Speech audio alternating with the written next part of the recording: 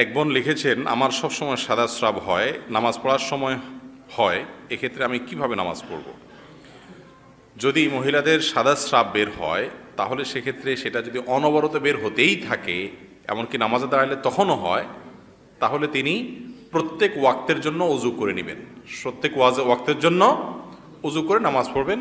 এরপরে যদি বেরো হয় তারপরেও কোনো অসুবিধা নাই, ওই অবস্থা তিনি নামাজ চালিয়ে যাবেন। আবার ওয়াক্ত শেষ, নতুন ওয়াক্ত আসছে, আবার অজু করবেন। এক অজু দিয়ে ওই ওয়াক্তের মধ্যে তিনি যত চান নামাজ পড়তে পারবেন।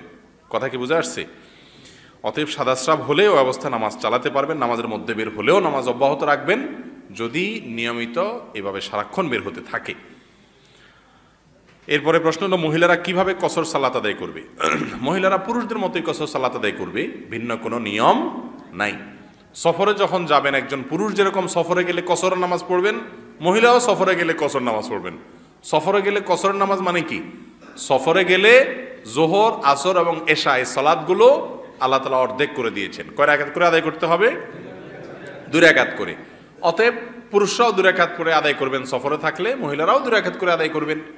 হ্যাঁ, জামাতের সাথে যদি সালাত আদায় করেন আর ইমাম সাহেব যদি স্থানীয় হন, তা উনি তো ফুল পড়বেন।